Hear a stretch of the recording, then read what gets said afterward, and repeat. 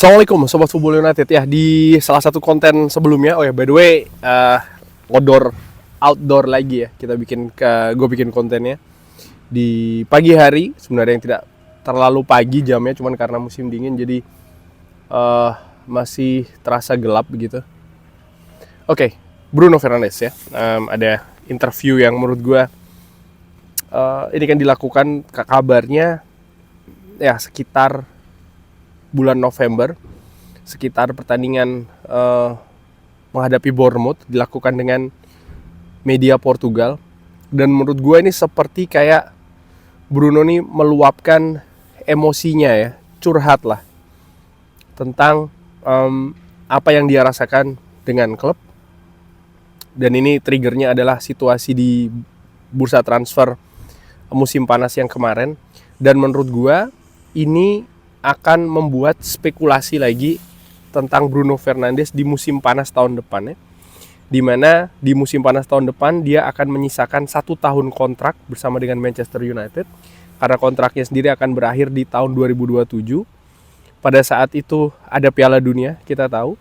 Dan Bruno menjadi bagian penting skuad Portugal. Dan Portugal ini memiliki misi yang besar ya di Piala Dunia tahun 2026 itu. Mereka ingin melangkah sejauh mungkin, jadi mereka butuh pemain-pemainnya, terutama pemain-pemain pilarnya ini untuk bisa konsentrasi penuh. Dan menurut gua ya Bruno Fernandes butuh kejelasan masa depannya di Manchester United, bahkan sebelum, kalau bisa ya, sebelum Piala Dunia itu dimulai, supaya dia bisa konsentrasi full ke Seleção, tim nasional Portugal. Nah sekarang gue sudah bahas sebenarnya dari apa yang dikatakan di media Portugal. Ada beberapa hal yang belum gue artikan ya, dan karenanya belum gue bahas juga. Tapi sebagian besar gue pikir sudah gue sebutkan. Ada juga misalnya perkataan dari sang kapten ini menyebutkan, saya ingin tetap stay di Manchester United sepanjang selama saya inginkan. Saya juga ingin merasakan Liga Spanyol atau berjuang untuk title besar di Italia. Saya ada banyak koneksi di Italia. Anak perempuan saya lahir di sana. Saya juga sempat berpikir untuk kembali ke Portugal. Opsi pertama tentu saja Sporting, untuk bisa happy seperti yang saya lakukan dengan Sporting sebelumnya. Tapi saya tidak ingin merusak gambaran di Sporting ketika saya cabut dari Sporting ya. Jadi ini juga merupakan pertimbangan dari Bruno Fernandes. Saya tidak ingin menempatkan diri saya di sana, saya ingin menambahkan sesuatu di sana. Saya bahkan sempat mencoba district football ya di usia yang lebih lanjut. Anda bermain di distrik dengan kecintaan, Anda merasa berbeda. Saya juga memiliki teman-teman di distrik. Jadi Bruno Fernandes kalau menurut gue ini seperti kayak mengeksplorasi opsi-opsi apa saja yang dia punya ya untuk karir masa depannya. Tapi bagaimanapun juga dia memprioritaskan Manchester United. Nah, Sobat Football United tahu bagaimana pandangan gue terhadap sang kapten. Gue lebih dalam posisi untuk membela, katakanlah seperti itu, Bruno Fernandes. Kenapa? Sama seperti haters, tentu saja mereka juga memiliki alasan-alasan tersendiri. Misalnya seperti kayak Bruno terlalu sering ngamuk-ngamuk di atas lapangan. Lalu mungkin ada konspirasi antara Bruno dengan, intinya Bruno ini berkonspirasi sehingga ada pemain Portugal lain ya kan yang kabarnya disingkirkan atau seperti apa, walaupun itu hanya gosip hisapan jempol belaka karena tidak pernah ada faktanya. Dan lain-lain ya. Kenapa Bruno ini akhirnya dibenci, kurang lebih seperti itu. Tapi gue justru sebaliknya, dari kontribusi Bruno semenjak pertama kali hadir, bahkan di tengah musim di bulan Januari, di periode dari Ole Gunnar Solskjaer. Dan dari momen pertama itu dia sampai dengan saat ini tidak pernah berhenti memberikan kontribusi nyata ya, dan ini bisa dicek di angka-angka maupun data-data. Itu hal yang menurut gue paling objektif untuk menilai pemain ya, salah satunya. bahwa dia memang memiliki peran yang sangat vital di klub ini. Bahkan fakta dia juga menjadi kapten ini menjadi bagian penting tentu saja bagi perjalanan Manchester United. Dari berbagai artikel, dia juga menurut gue merupakan sosok yang sangat bisa bertanggung jawab ya dengan jabatan kaptennya. Artinya dia juga memiliki fungsi bukan hanya di atas lapangan tapi juga di luar lapangan. Dan ini sekali lagi fakta dari berbagai artikel, bahkan dari media-media yang sangat kredibel yang menyebutkan hal tersebut. Misalnya dia menyambut pemain baru, dia juga berintegrasi, berusaha mengintegrasikan pemain-pemain muda di tim utama Manchester United dan lain-lain. Nah, dari sisi situ gua ada pada pendirian Bruno justru jangan sampai cabut di musim panas nanti. Bagaimana? Kontraknya masih sisa 1 tahun. Ya kalau misalnya Manchester United tidak dalam posisi untuk memperpanjang, setidaknya mengusahakan Bruno selesai ketika kontraknya habis di tahun 2027. Kenapa? Begini, kita berbicara sedikit teknis ya, secara ringan amatiran. Posisi lini tengah ini posisi yang sangat penting sekali.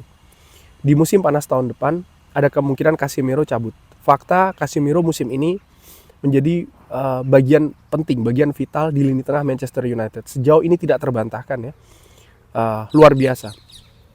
Itu satu. Artinya apa? Posisi dari Casemiro sejauh ini gue belum lihat bisa digantikan, belum tergantikan. Bagaimana dengan Bruno Fernandes? Bruno Fernandes pun juga sama, belum tergantikan, tidak tergantikan. Ini menimbulkan kekhawatiran. Kenapa? Kalau ada sesuatu perubahan yang terlalu drastis, ada sebuah resiko yang juga tidak sedikit. Ini menurut gue. Kita bisa berbicara tentang ya datangkan Carlos Baleba, jual Bruno, kabarnya ada release clause ya kan sekitar 56 juta untuk klub di luar Liga Inggris yang kalau ditebus ya Bruno bisa cabut. Dan ya jual Bruno, lepas Casemiro, lalu datangkan siapa, Elliot Anderson, Adam Wharton atau bahkan Carlos Baleba bertiga sekaligus. Tapi seperti biasa prinsip gue, ini bukan game, ini bukan permainan, ini kenyataan. Dimana 3 pemain ini akan menempati posisi penting, posisi vital di tengah, di mana keduanya belum pernah bermain secara bersama untuk periode yang panjang. Di antara keduanya ya, siapapun yang akan didatangkan, juga dengan klub itu sendiri, di mana adaptasinya nanti tidak hanya dengan klub dong, dengan pemain lain, dengan sistemnya Ruben Amorim. Dan kita tahu ada banyak contoh pemain baru di Manchester United butuh waktu. 2 pemain yang punya pengalaman dengan Liga Inggris sebelumnya, yaitu adalah Cunha serta Mbeumo. Kalau kita lihat, mereka pun juga ada dinamika naik turunnya. Dan kalau dibandingkan misalnya dengan kontribusi Bruno Fernandes, menurut gue masih terlihat telak ya. Bruno sangat-sangat vital, sangat-sangat penting. Intinya apa? Gue ingin transisi yang lebih halus ya.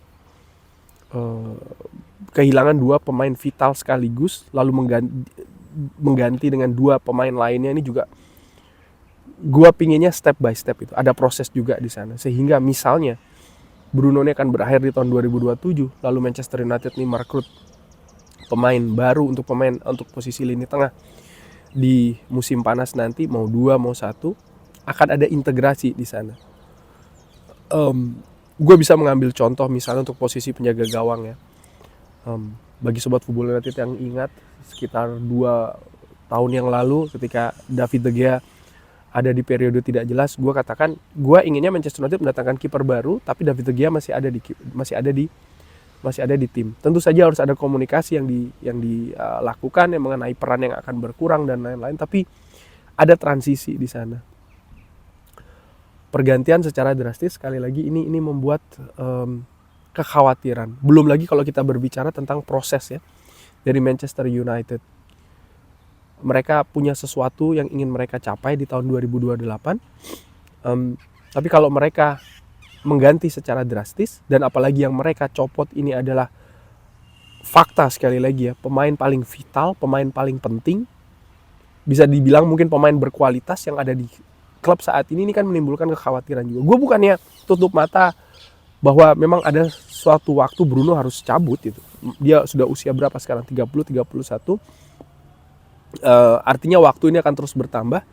Tapi di sisi lain kontribusi dia tidak menurun. Ini kan fakta lainnya juga ya. Oke, usia bertambah tapi kontribusi dia ternyata tetap konsisten, stabil.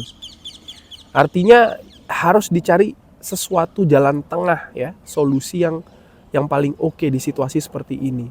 Karena kita bisa berbicara tentang masalah ya usia segala macam.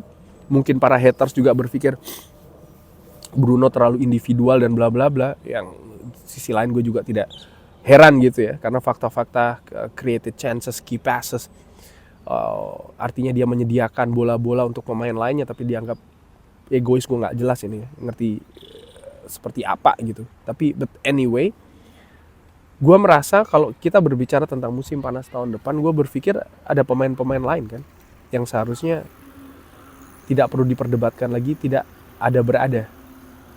harus berada. Itu maksud gue.